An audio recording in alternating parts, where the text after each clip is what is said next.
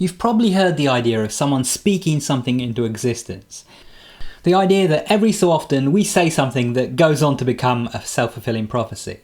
But what if I told you in your lucid dreams this can be very, very literal? You can literally speak things into existence. Today I would like to talk about the dream control technique of verbal commands.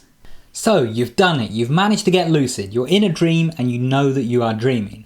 But now you want to do all of these cool things that you've heard about. You'd like to fly, or you'd like to spawn something in front of you, you'd like to change the world around you and go to a completely different country. Maybe you'd like to zoom off and explore outer space. Whatever it is that you've got in mind for your lucid dream, you now have to figure out how you're going to do that. What dream control techniques are you going to use to make one of those things happen? And I would like to give a shout out to one of my favourite techniques, which is using verbal commands. Sometimes it is as simple as speaking something into existence. Now in a recent video of mine, I showed a quick template that you can use for dream control techniques, which is the OER technique. In other words, obscure, expect and reveal, where you obscure the object that you're intending to affect, you expect it to be affected in a desired way, and then you reveal the object again, hopefully in its changed state. Verbal commands to me are something to use during the expect step to help with that step, because just in case you're not familiar with the steps and you haven't watched that video in question, essentially the obscure, expect, reveal technique relies on you first obscuring the object that you want to affect, keeping it out of sight so that it's easier for your brain to suspend disbelief when it changes. Then the second step involves you expecting that the object will change, and finally the third step involves you actually revealing it again to see the changed object. But during that second step, the expect step, where you're expecting your desired result to come to pass, that can be a little bit difficult, and this is where I find verbal commands can be really awesome. Let's say that you want to make a car appear. You can put a wall between yourself and where you want the car to appear. You can basically stand at the corner of a building or something and imagine that the car is going to be on the other side. You expect it to be there, but then what you can do is you can say, "This is where I left my red Mazda RX-8. You can literally say something aloud like that. And this serves two purposes. One, this can actually make the thing that you speak happen, but two, it can allow you to be specific in a way that is a little bit difficult just going by thoughts alone. If you try to make a car appear just using your thoughts in a dream, you're probably going to have lots of different ideas of different cars in your head, and it's just going to be a mishmash of those ideas when the car actually appears. But if you specifically say a red Mazda RX-8 is going to appear, you now have implanted that exact idea of that specific car model in that specific colour that you want to actually appear.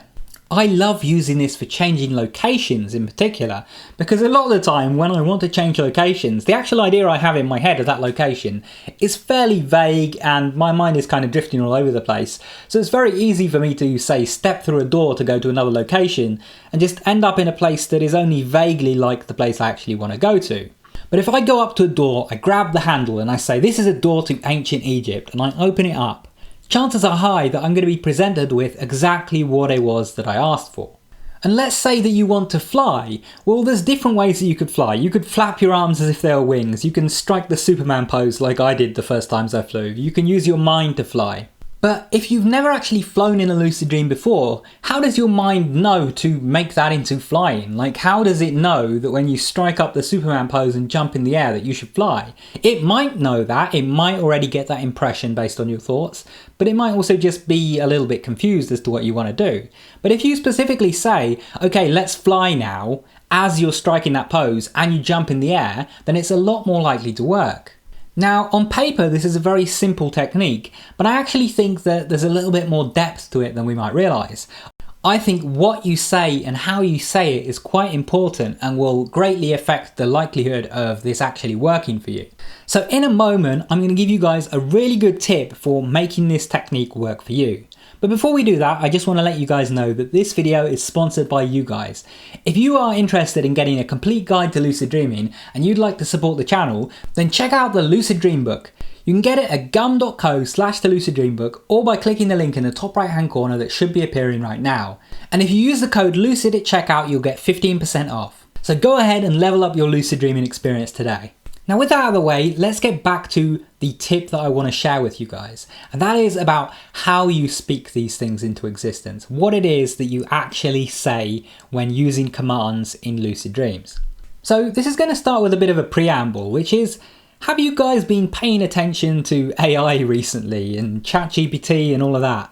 If you have, and if you've ever actually sat and had a conversation with an AI, you'll know that things like ChatGPT have restrictions on them to try to keep you safe. So if you start asking it for instructions on like how to take over a government or something, it's gonna tell you no. But something that I found really fun to read is the various ways that people get around this and jailbreak the AIs. And it really involves a lot of sounding like Obi-Wan, gaslighting the AI into thinking that it should actually be giving these dangerous instructions that it was told not to give. And I noticed a striking parallel there to the way that I use commands in my lucid dreams.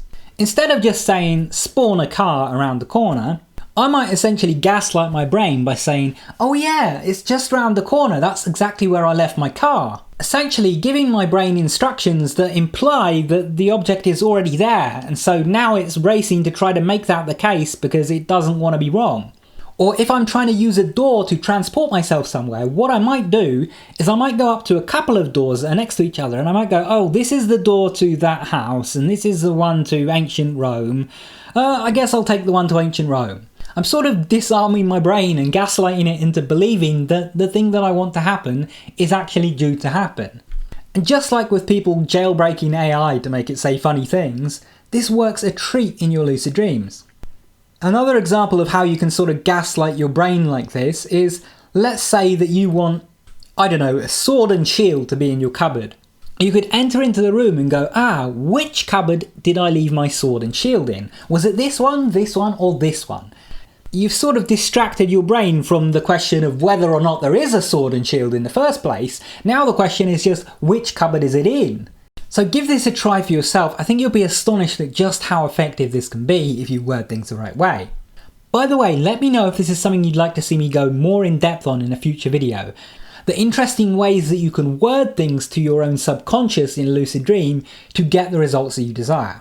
Anyway, give this a try, I hope you find it effective, and if you want more videos like this one, make sure you subscribe and enable all notifications so you can stay up to date when new videos come out, and if you want to keep watching, check out one of the videos on screen, go watch that, and I'll see you there soon. Take care and have some awesome lucid dreams.